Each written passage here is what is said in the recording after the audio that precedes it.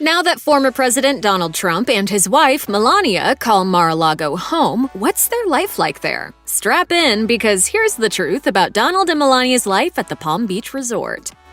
Every extravagant party needs an extravagant venue, and that's a memo that Donald and Melania Trump have certainly received. Their lives at Mar-a-Lago have consisted of lavish events and celebrations, and it looks like that won't stop anytime soon. As noted by the Palm Beach Post, a large group of people gathered at Mar-a-Lago on New Year's Eve to ring in 2021. Despite the threats of the coronavirus pandemic and transmission risk between guests, people still congregated on the estate's lavish grounds to ring in the new year. According to the New York Times, the party attendees included Donald Trump Jr., his girlfriend Kimberly Guilfoyle, and Rudy Giuliani, who was seen ballroom dancing with an unknown female partner to the song New York, New York. According to the New York Times, Donald has been known not to venture outside of Mar-a-Lago's property in the past, and given that his post-presidency has been plagued with impeachment and scandal, we can't imagine he'll be leaving the grounds anytime soon. The Times also noted that Melania tends to keep a low profile while at Mar-a-Lago, not dissimilar to her low-key approach to being First Lady. So while the couple will most definitely indulge guests, the locals of Palm Beach will most likely not see them outside very often. As the Times put it, in the Mar-a-Lago cocoon, the president is in his most comfortable mode, friends and allies say, playing the jocular host in front of an adoring crowd. Sounds like quite the lifestyle. We very much appreciate your being at Mar-a-Lago. While in office, Donald Trump was known to often indulge in one of his favorite pastimes, golf. Despite criticism, he hit the green on many weekends and even conducted some political business over golf games. And it looks like he'll be able to keep up his habits at Mar-a-Lago because his new primary Palm Beach residence is just 15 minutes away from the Trump International Golf Club. But the former president's favorite activity might be clouded by drama. As noted by Golf Week, a Palm Beach County official began the process of reviewing the county's contract with the Trump organization, hoping to terminate the Trump International Golf Club's lease. The chief assistant county attorney, Howard Falcon, told the Palm Beach Post that he was asked by a county commissioner if the lease with Trump International Golf Club could be canceled, but maintains that he thinks the county cannot end its lease with Donald, who pays over $88,000 a month in rent. So we'll see what happens.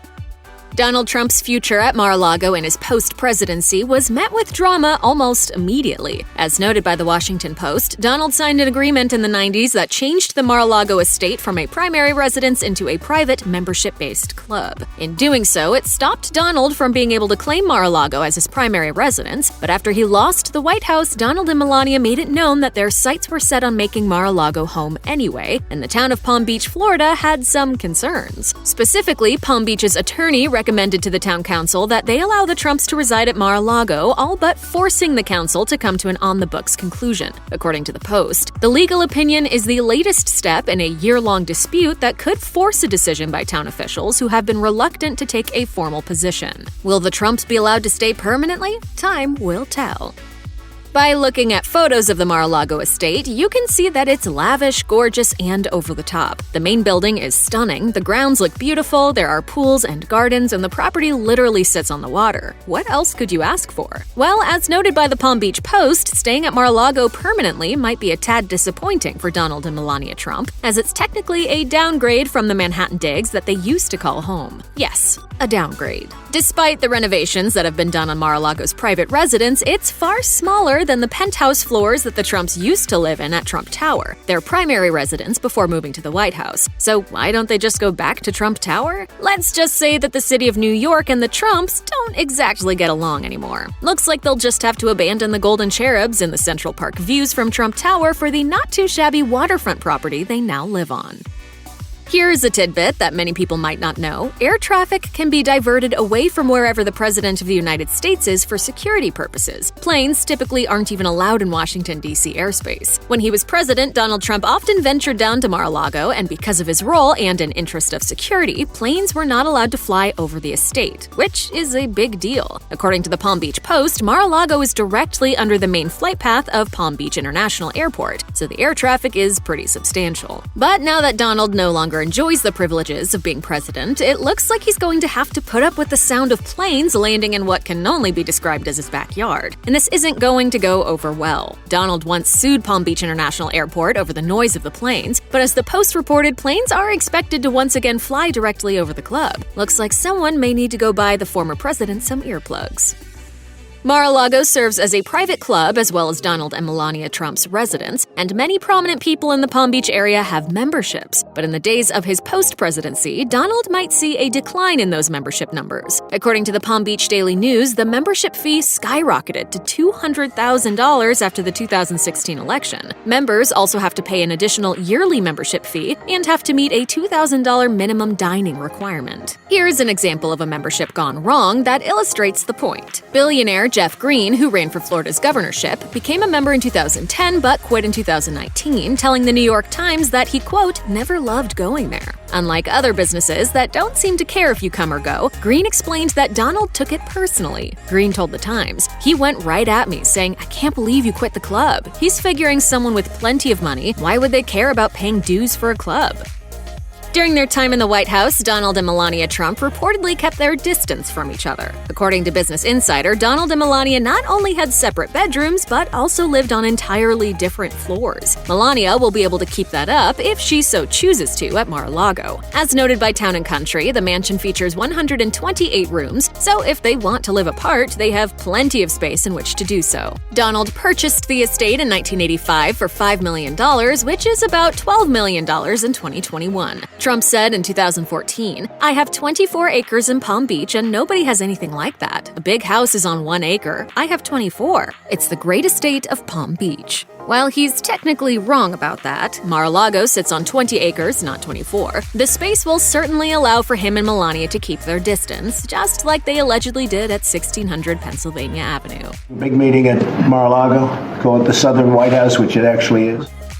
Former presidents are granted Secret Service protection for life, so that will be a part of Donald and Melania's lives at Mar-a-Lago. As noted by the Palm Beach Post, a much smaller Secret Service detail will watch over Donald and Melania. Additionally, their services may extend to Mar-a-Lago's 500 members, as well as events held on the estate grounds. But the scaled-back protection that Donald and Melania will receive at Mar-a-Lago might not be enough for the former president. As noted by the Washington Post, Donald reportedly demanded that his family receive the best security in the world for the 6 months following his departure from office, and even more, he wanted it at no cost. According to people who were briefed on Donald's wishes, the former president, quote, issued a directive to extend post-presidency Secret Service protection to his 4 adult children and 2 of their spouses, who are not automatically entitled to receive it.